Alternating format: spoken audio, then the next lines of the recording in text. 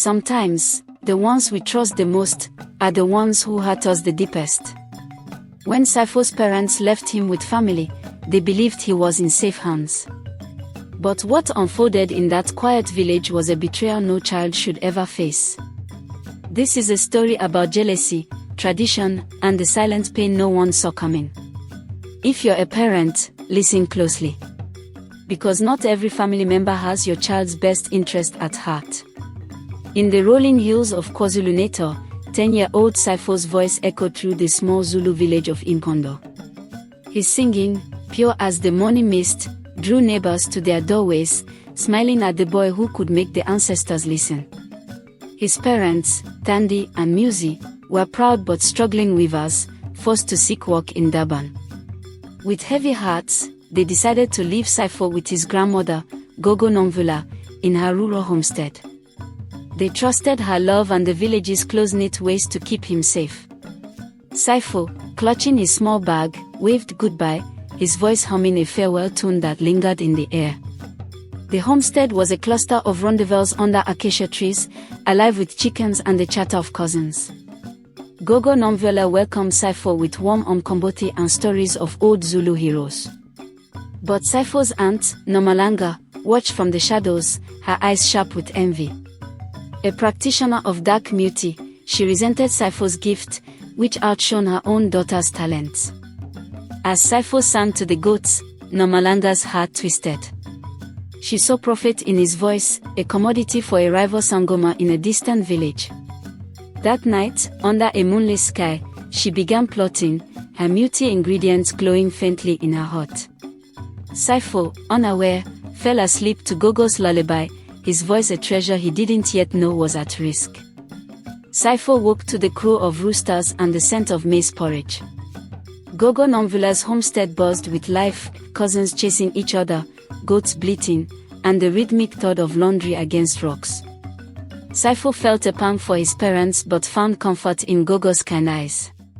She taught him to grind meals, her hands guiding him over the stone. "Your voice is a gift, Sipho," she said, "a bridge to our ancestors." He sang for her, a melody about the hills, and the family clapped, except Nomalanga, who turned away, her face unreadable. Nomalanga's heart was cluttered with herbs and bones, tools of her muti trade. She'd learned dark arts from a secretive teacher, skills she hid from the family. Sipho's voice, she thought, could fetch a high price from Sangoma Zibus, who craved power over spirits. As Sipho helped his cousins fetch water, Nomalanga slipped into the forest, gathering roots for a spell. She whispered to herself, justifying her plan, the family needed money, and Sipho's voice was just a tool. Back at the homestead, Sipho noticed her absence but thought little of it, joining his cousins in a game of stick fighting, his laughter ringing out, unaware of the danger brewing. Night fell, and the homestead quieted. Sipho lay on a woven mat, stars visible through the rendezvous window. He dreamed of his parents, their faces blurred by city lights. Outside, Nomalanga worked in secrecy, grinding herbs under a lantern's dim glow. Her spell required Sipho's voice, captured in a charm to be sold. She muttered incantations, her hands trembling with guilt but driven by greed. The ancestors, she believed, wouldn't notice one boy's loss. Sipho stirred, hearing whispers outside. Peeking through a crack, he saw Nomalanga's shadow moving, her voice low and strange. Fear prickled his skin, but he told himself it was just the night playing tricks. He sang softly to calm himself, unaware that each note fed Nomalanga's spell. By dawn, she'd crafted a small amulet, pulsing faintly with stolen magic. She hid it in her shawl, planning to meet Sangoma Zibu soon. Sipho, waking to Gogo's call, felt a slight hoarseness but shook it off, eager to join the day's chores, his trust in family still unshaken. Sipho's voice began to falter. At breakfast, his usual morning song came out as a croak, startling Gogo. "Just a cold," she said, brewing herbal tea. Sipho tried to sing again, but the notes cracked, leaving him frustrated.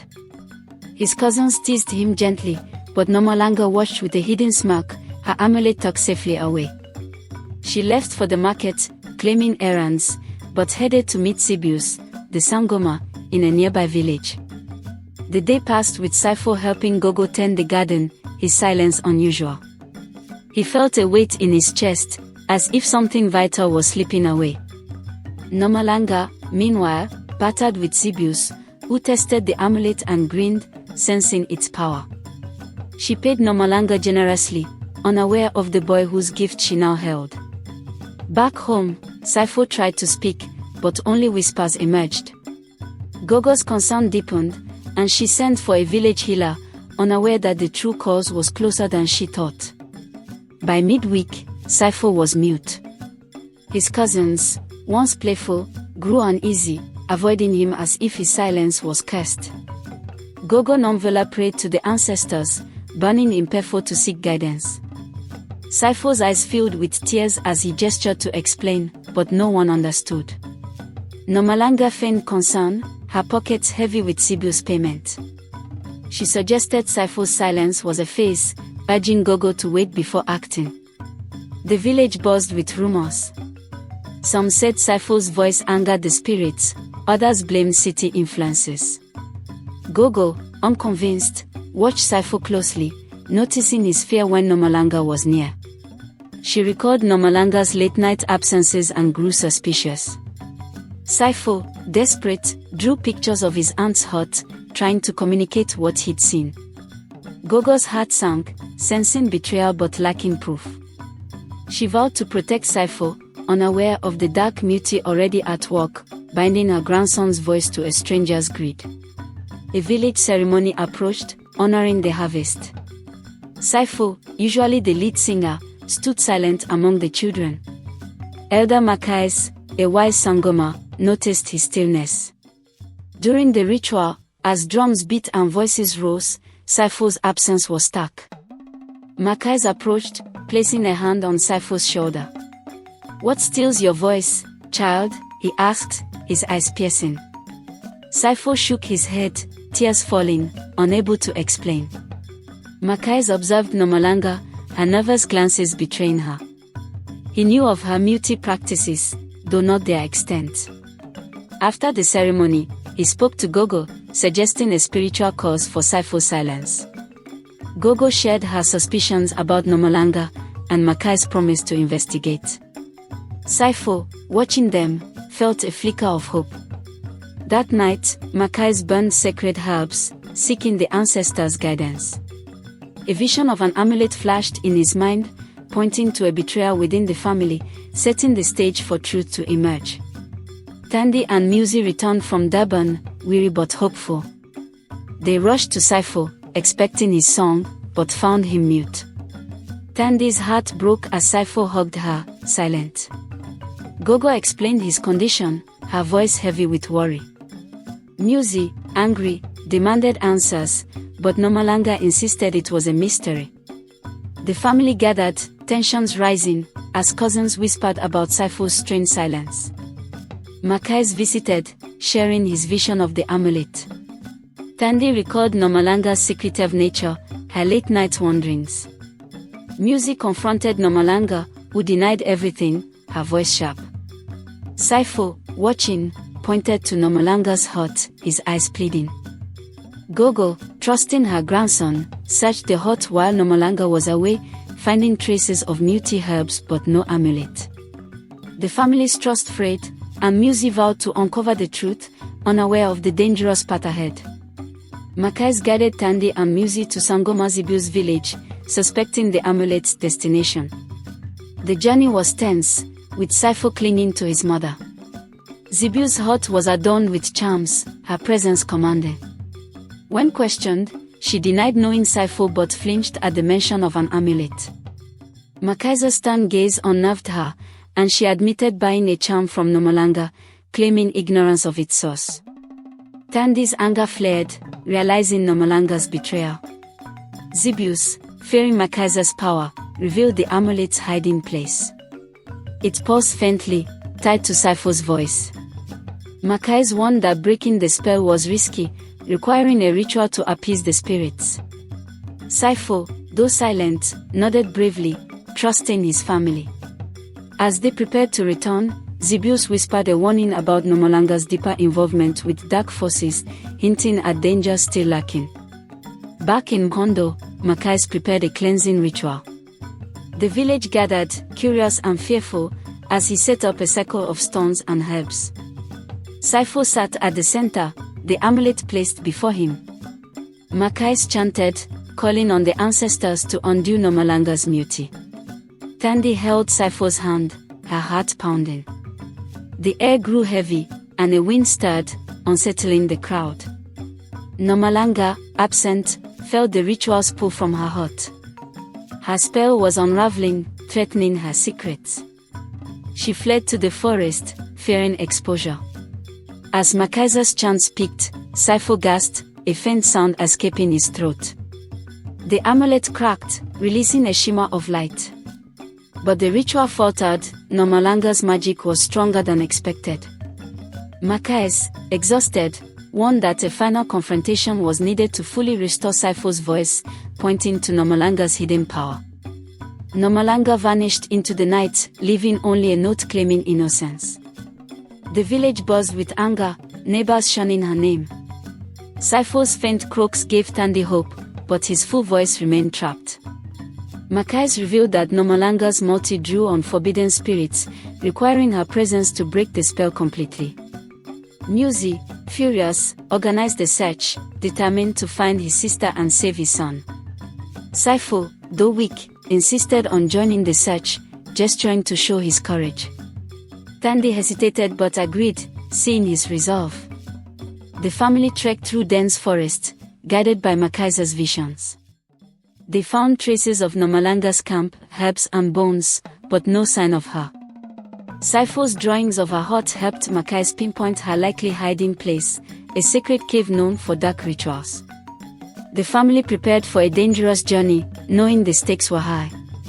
The cave loomed in the hills, its entrance hidden by vines. Makais led Thandi, Muzi, and Sipho, carrying protective charms. Inside, the air was thick with the scent of muti. Sipho shivered, sensing his voice trapped within. Makaisa's torch revealed carvings of old spirits, angry at Nomalanga's misuse. A faint hum echoed, and Sipho pointed to a hidden alcove where Nomalanga's tools lay scattered. Nomalanga appeared, eyes wild, clutching a second amulet. She pleaded for forgiveness, claiming desperation drove her. Muzi's anger softened, but Thandi demanded the truth. Nomalanga admitted selling Sipho's voice for money, hoping to save her failing multi-trade. Makais warned that the spirits demanded justice. Sipho, tears streaming, gestured for peace, wanting only his voice back. The family faced a choice: confront Nomalanga's darkness or seek a path to healing. Makais explained that the spirits required Nomalanga's confession to free Sipho's voice. She resisted, fear gripping her, but Sipho's pleading eyes broke her resolve. Trembling, she admitted her full betrayal, naming the forbidden spirits she'd invoked. Makais began a new ritual, burning in Pefo and chanting to appease the ancestors. The cave shook, and Sipho's throat burned as the second amulet glowed, then shattered. A faint melody escaped Sipho's lips, weak but growing. Thandi wept, holding him close. Nomalanga fell to her knees, begging forgiveness. Muzi, turned away, unable to reconcile her actions. The spirit's anger subsided, but Makais warned that Nomalanga must face village justice. As they left the cave, Sipho hummed softly, his voice returning, a fragile sign of hope amidst the family's fractured trust. The village gathered at the chief's kraal, murmurs filling the air. Nomalanga stood before Elder Makais and the chief, her head bowed. Sipho, his voice still weak, clung to Thandi. Makais recounted Nomalanga's betrayal, and the villagers gasped, some calling for banishment. Nomalanga confessed again, her voice breaking, admitting her greed and shame. Sipho's soft hum silenced the crowd, a reminder of his resilience. The chief, wise but stern, decreed that Nomalanga must leave Mkondo for a year to seek redemption through service at a distant Hila school. She accepted, tears falling, and left the village under moonlight. Sipho's parents, shaken, vowed never to leave him again. Gogo Nomvula embraced Sipho, promising to protect him.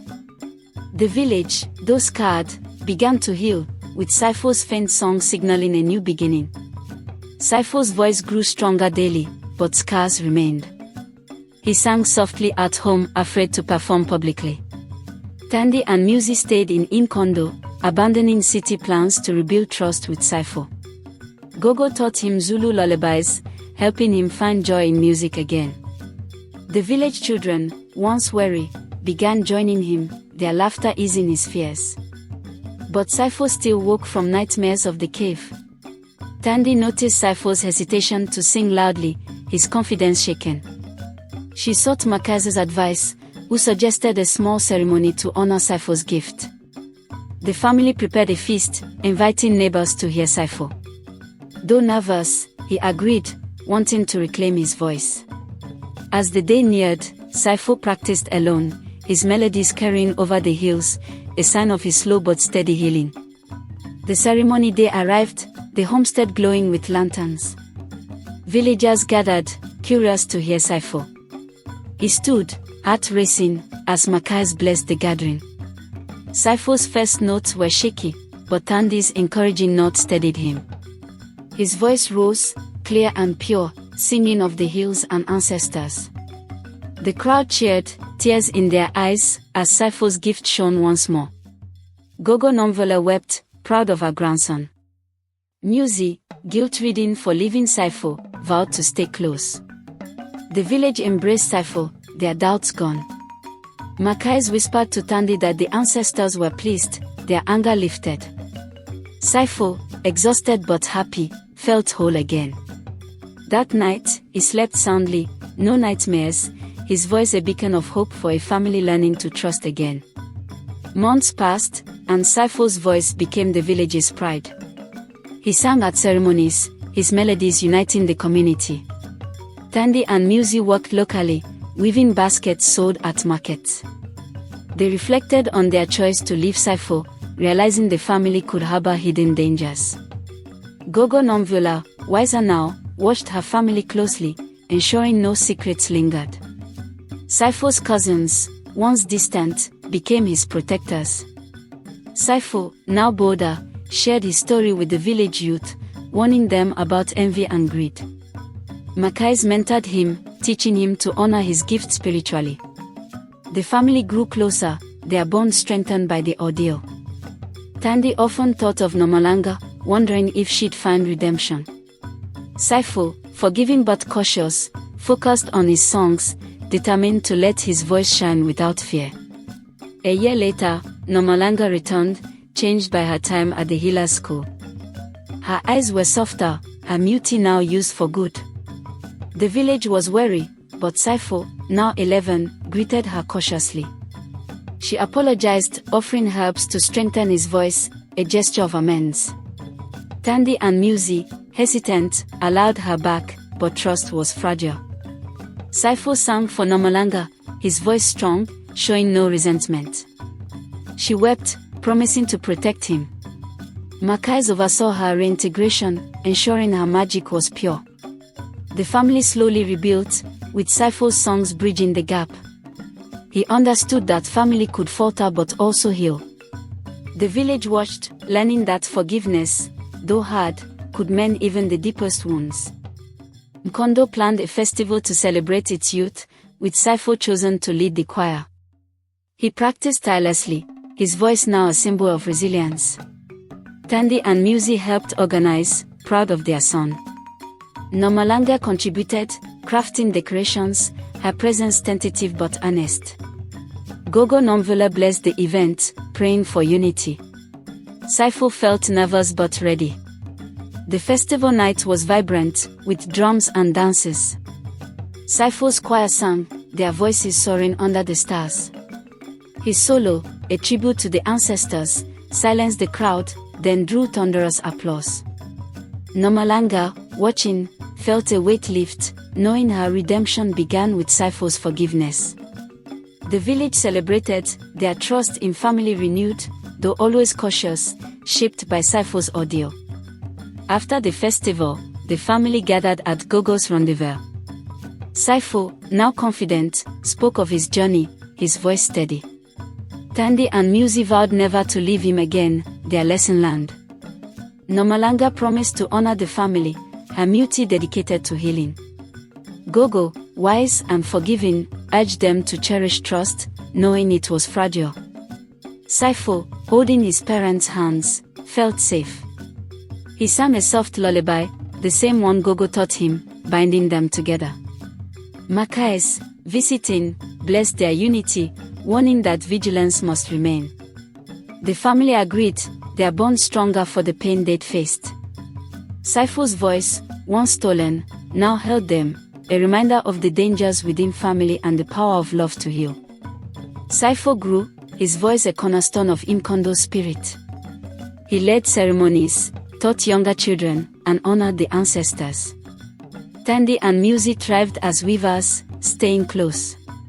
Nomalanga became a respected healer, her past a lesson for all. Gogo Nomvula, aging gracefully, watched Sipho with pride, knowing he'd overcome betrayal. The village learned from Sipho's story, parents more cautious, families more open. Sipho, now 12, sang at dawn, his voice carrying over the hills, a symbol of resilience.